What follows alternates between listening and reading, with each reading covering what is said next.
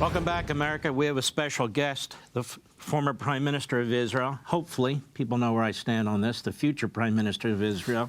Benjamin Netanyahu has a fantastic book out, Bibi My Story. This is his first exclusive interview, and we're actually giving the Prime Minister time to talk about it. Everything you hear us discussing is actually in the book in an expanded way. It's very, very intriguing. Mr. Prime Minister, you have a section in the book. Actually, throughout the book, you talk about power. You talk about leadership, what it takes. You talk about this iron triangle, hard power, soft power. What do you mean by all that? Look, we live in a very troubled world, a world in crisis. The crisis in Ukraine can, roll out in ominous ways. We have Iran racing to a nuclear arsenal. We have terrorism that abounds everywhere. So how do you stabilize this? How do you get peace here?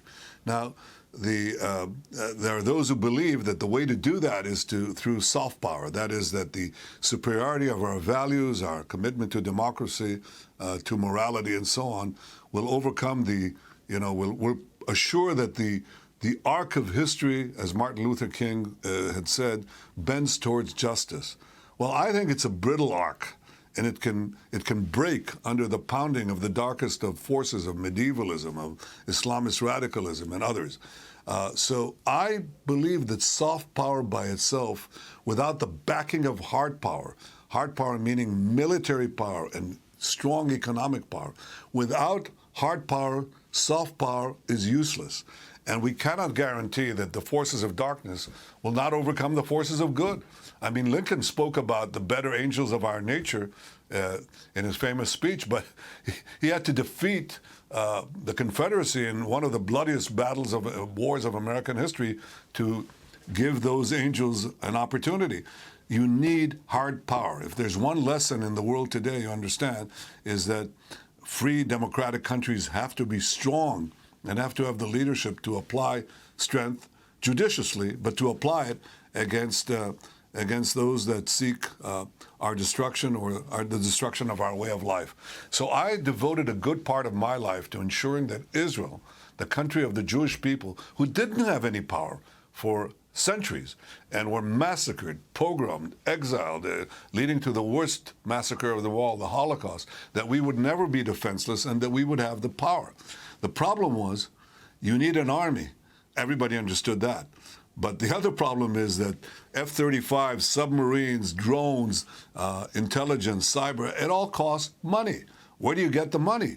The only way that you get the money, in my view, was not through high-tax socialist economy that Israel had, was to transform it through a free market revolution into a capitalist economy. And I devoted much of my time as a finance minister, I served in that capacity as well, and prime minister, to effect a free market revolution in Israel, not only because I believe in it, but because it was the indispensable instrument to give Israel the means to shore up its military, its intelligence, its cyber capabilities. And what happened was that the combination of Israeli civilian technology, which is outstanding, and Israeli military technology, which is outstanding, gave us a third power, which is diplomatic power.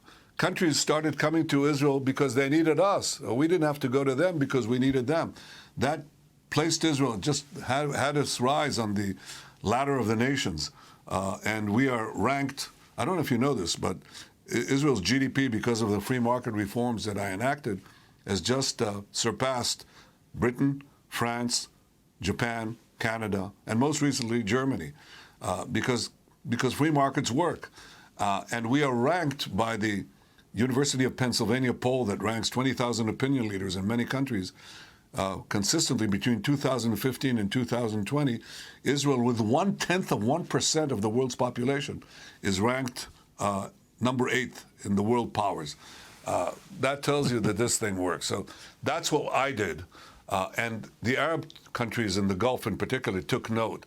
And when they saw Israel strong militarily, standing up to Iran, strong economically, with civilian technology that they want for their peoples, that was really what produced the, I would say, the foundation for the historic Abraham Accords, the 4 peace treaties that we had with Arab states.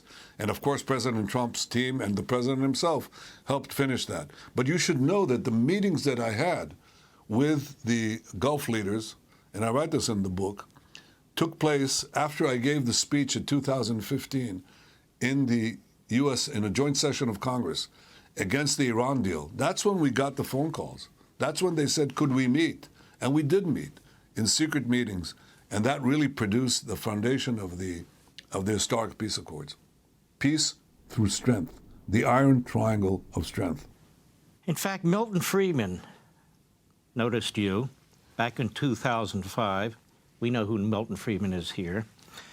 And he said, among other things, that Israel was a socialist state. And he said, and until it stops becoming a socialist state, it's not going to succeed. And it's not going to succeed economically and in so many other ways. He said it certainly has the capacity. And he says, fortunately, Finance Minister Benjamin Netanyahu, who specialized in economic issues, understands the problem and is willing to use his political capital to bring a solution. That's way back in 2005. You also, you went to MIT. You are highly educated here in the United States, as a matter of fact. And I want to pursue some of this when we come back, your experiences in the United States. And I want the American people to know that you also served in the most special of special forces in Israel, as did your brother, Yoni. And I want to talk about that a little bit as well. The book is BB My Story. I want to encourage you to get a copy of this. You can get it at bbmystory.com, bbmystory.com. or Amazon.com. It comes out on Tuesday. This is his first exclusive interview. We'll be right back. Hi, everyone. I'm Brian Kilmeade. I want you to do me a favor. I want you to click to subscribe to the Fox News YouTube page. This is the only way that I know for sure that you're not going to miss any great commentary, any great news bites, any great interviews coming your way on Fox. You can get it all here on YouTube. So subscribe right now.